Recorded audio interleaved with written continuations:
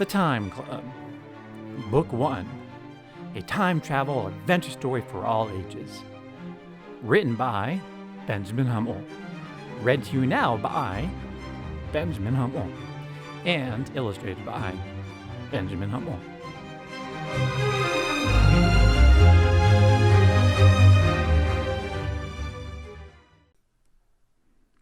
Chapter 1. It was a dark and stormy night. Evelyn looked down at the manuscript in her hands. What a generic way of starting a story.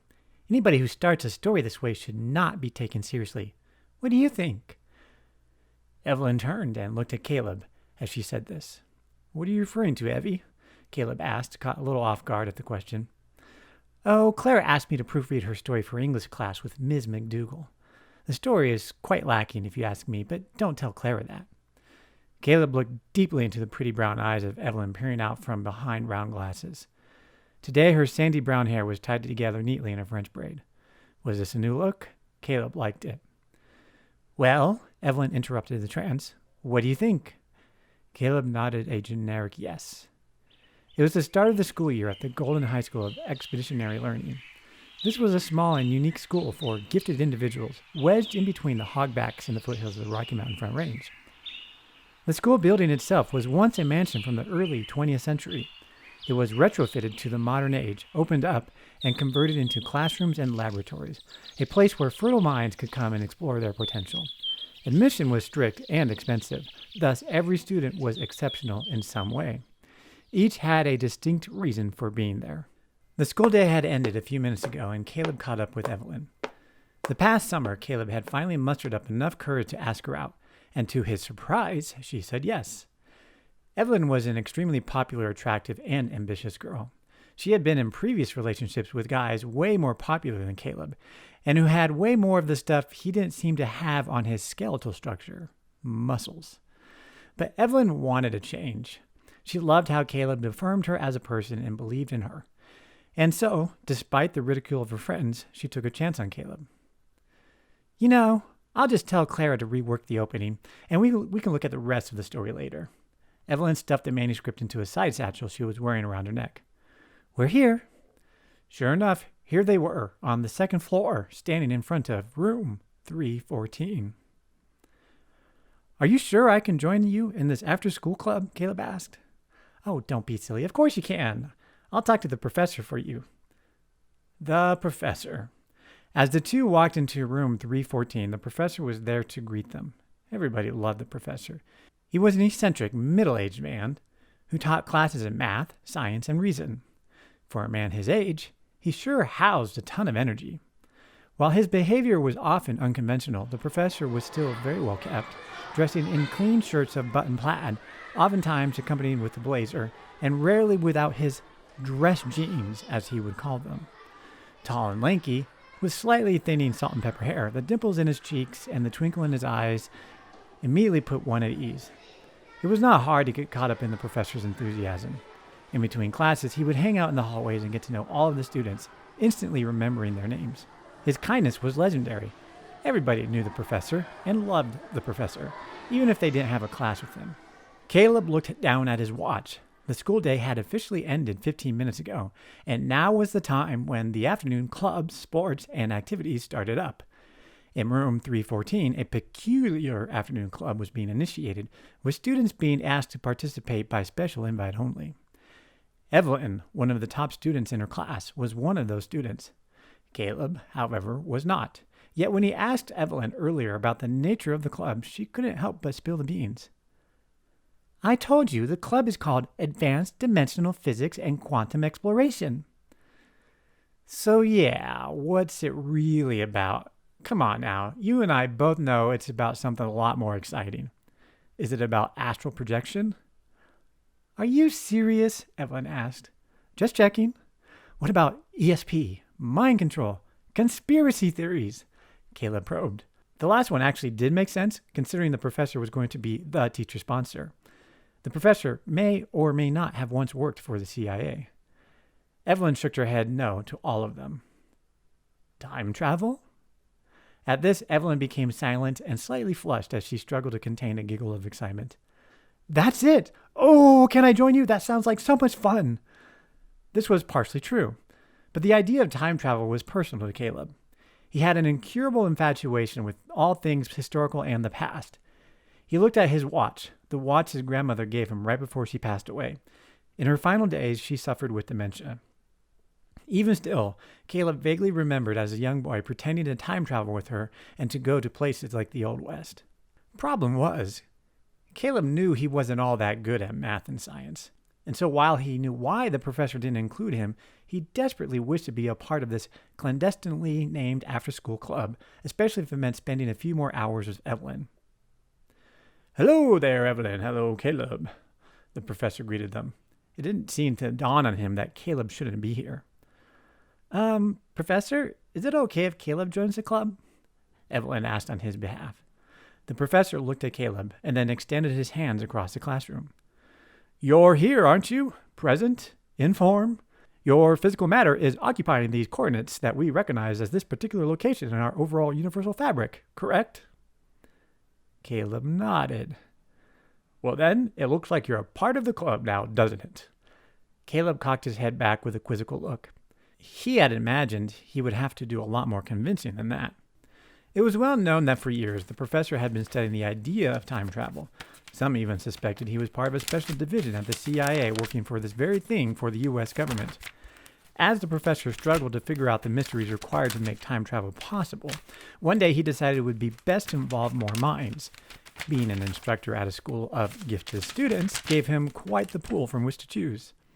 Certain students demonstrated particular aptitudes he felt would be valuable, and individually he extended invites to them.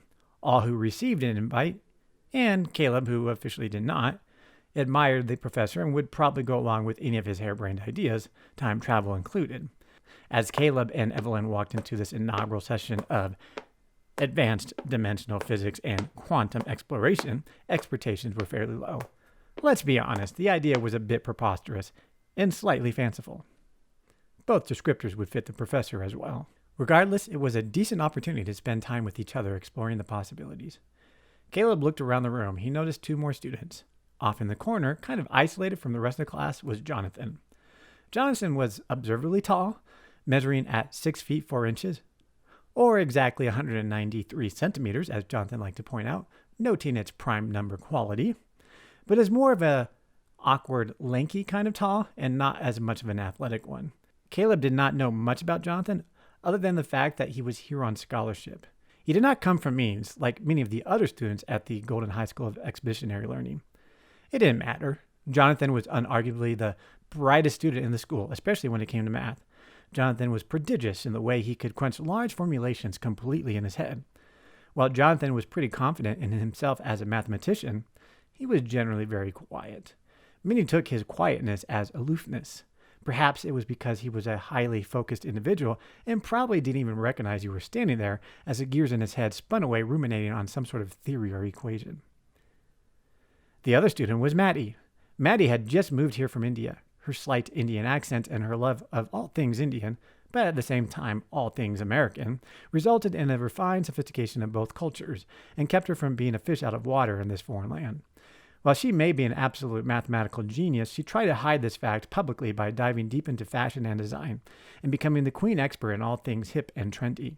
She had over 5,000 followers on her social media, all waiting to hear from Maddie about the latest recommendations on fashion, trends, movies, and culture. Looking at Jonathan and Maddie, plus Evelyn, Caleb felt like a poser among them. What could he contribute to this club? Anything? Nothing? Perhaps some of their brilliance will rub off on me, he thought to himself. He could only hope. The gathering seemed small. Caleb wondered if the professor had invited anybody else to be a part of it. "Welcome to the Time Club," the professor shouted eagerly. "So I guess the Time Club is the real name then, huh?" Jonathan asked. "Well, yes, it's shorter than the advanced physics thing I have it listed as with the administration. But yes, this is the Time Club. Now, where was I? Oh, yes. Time travel," he paused for emphasis, "is a fascinating subject, as I'm sure you will all soon discover. However, before we get started, we have a couple of ground rules." With that, he turned on the large flat-screen monitor at the front of the class and started the first PowerPoint slide of his presentation. Rule number 1. This is a top secret class. Do not tell anybody what we are doing here. As far as anybody is concerned, you are simply studying advanced quantum physics. And we need to have some sort of code. If anybody accidentally walks in on all of this, pretend you are not a part of what what we're working on. Make up an excuse, like you're picking up a book from me or something. The 4 students looked around at each other strangely, but okay, it seemed to make sense. Everything that happens in this class stays in this class. Got it? Now, rule number 2. Don't give up. You must realize that time travel is not easy. Nobody has discovered how to do it yet, or at least no one that we're aware of. The complexity and the computations involved will try our patience, and it will take a lot of hard work. I selected you not because of your talent, as there are plenty of students here at this high school that are filled with tremendous talent. I selected you because of your character. I know you have what it takes to stick with it. And finally, rule number...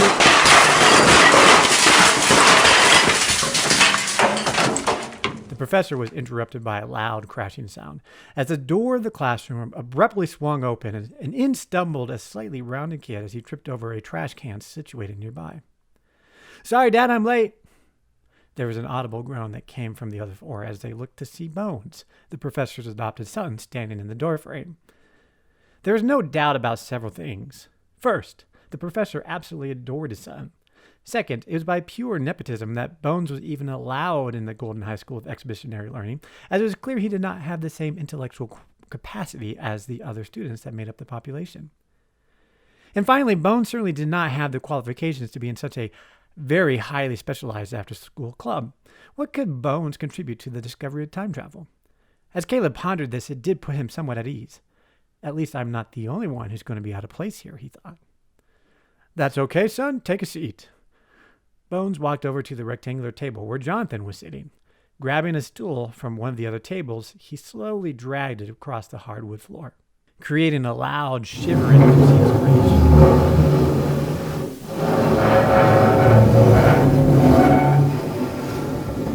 Caleb winced. What an awful sound. Could you be any more obnoxious? Finally, Bones settled into place. Sitting down, he turned to Jonathan. "Good to see you, bro," he said at Jonathan's direction, holding up a fist, expecting Jonathan to bump it back. There was a reason why Jonathan chose to sit in the back, in isolation. Jonathan liked his little bubble, and Bones had now just punctured it. Still, trying to maintain niceties, he responded, "Yeah, you too, Bones," but left Bones' fist hanging there, unbumped. "Anyways, Dad, continue. What were you talking about before I lost track of time?" "Time," the professor said. "Rule number 3. If we're going to be time traveling together, I think we need to do a better job of not losing track of it." This concludes Chapter 1.